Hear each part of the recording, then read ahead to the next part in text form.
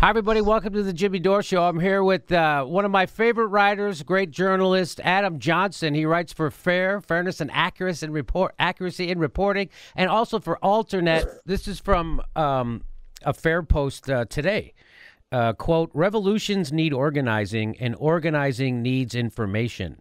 We need a revolution, and the place to begin is with the media. Do you agree with that? Well, since my pseudo boss wrote it, I think I have to. No, Jim wrote that. I think it's correct. You know, all wars, for example, have antecedents. All wars have narratives that make them possible. In nominal democracies, you can't just unilaterally go to war. You have to convince the public to do it, right? And those antecedents are laid oftentimes 10, 5 years in advance. And I consider the goal of media criticism, to the extent there is one, is to not let the seeds of war get planted without question.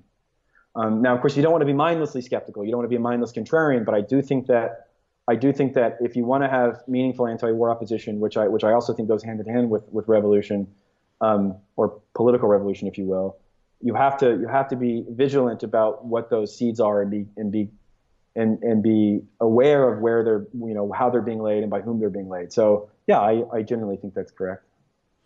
Do you think that independent media stuff like YouTube shows like this or the Young Turk, do you think that can have a what kind of impact do you think that it can have, and do you think it's super needed? Yeah, you know, I'm not a technology fetishist, but I do think that, for example, Twitter is a bit of an equalizer. It's one of the few forums where you can really actually challenge people in a very semi-democratic way.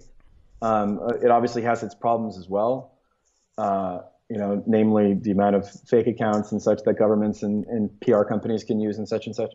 But yeah, I mean, I think that independent media is obviously very important. As someone who works in this, I make my living as a writer, and you get, you know, there isn't some grand conspiracy where someone gets you in a room and tells you what not to write. You know, you're a rat in a cage or a rat in a maze, and you get buzzed by certain walls, and you learn really quick what walls not to touch, right? Matt Taibbi writes about this. He actually wrote about it on the topic of Israel. So, you know, I'm not morally pristine. I make compromises. There's a lot of times I don't talk up when I want to talk up because you know, probably for careerist reasons or for not wanting to upset this person or that person. So I'm certainly not immune to it. But yeah, I mean, the ability to be able to be a full-time reporter or writer is increasingly difficult, increasingly rare. And I want to be clear, I actually don't consider myself a journalist because I don't do actual reporting. I don't uncover new information. So to the extent there are those who do actual reporting, I have tremendous respect for that because it's not something that I have the moxie or the wherewithal to do. But you know, I think that outlets like Fair or Alternate are relatively independent. They don't have one major benefactor. They're not corporate, you know, sponsored. They take some grant money here and there, but they're largely independent. So I think that without that,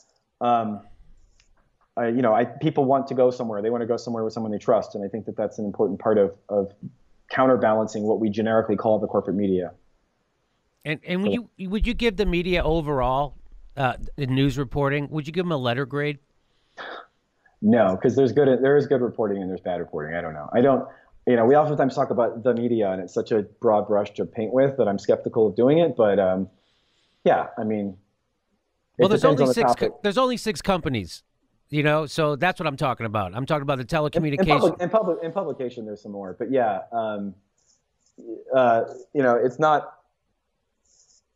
Television-wise, there's a handful of companies, but I don't know. It depends on the outlet. Depends on the topic. Some outlets are actually, you know, better on some topics. I hate to use a lot of that question. Okay. Hey, well, listen, Adam, I want everybody to check out your writing. And do you have a website or anything you want to direct people to? Well, we started a podcast, which I'd like to shamelessly promote. Sure. I am competing with you, buddy. No problem. It's called Citations Needed, citations with an S. You can find us at facebook.com/citations needed. We're on iTunes and some other stuff.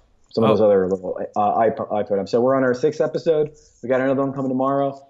I think it's a good show, but I'm biased. So. take it with a grain of Is salt. it just you yourself, or is it several people? No, it's me and Nima Shirazi, who's also a contributor to FAIR. We just basically take a topic and we kind of dissect it. We talk about its history. So, for example, this week we're going over the history of purging people of color from socialism and from the history of socialism. This is something you see a lot about, how all socialists and all Bernie fans are a bunch of white bros. We kind of dissect where that comes from. We talk about the history of the Black Panther and their relationship with socialism, and then we talk about the present day iteration of that. So it should be good. It's a good show. Wow, it sounds like a great show. I'm looking for a new podcast. So there's a lot of history, so we like to get into history. Okay, yeah, it's good. That's good. I also like history. All right, Adam Johnson, thank you so much. This has been such a pleasure. I've been such a fan of yours. I was nervous to interview you because I'm sure I said 3 or 4 stupid things that you overlooked. You did not. So I appreciate it. All right, well, thank you so much, and I hope to talk to you again soon. You got it. Bye-bye. Hey, everybody, the next live Jimmy Dore show is August 16th. That's a Wednesday. New time, 9 p.m. 9 p.m. show. 9 p.m. show, August 16th in Burbank, California. Get your tickets right there or at jimmydorcomedy.com.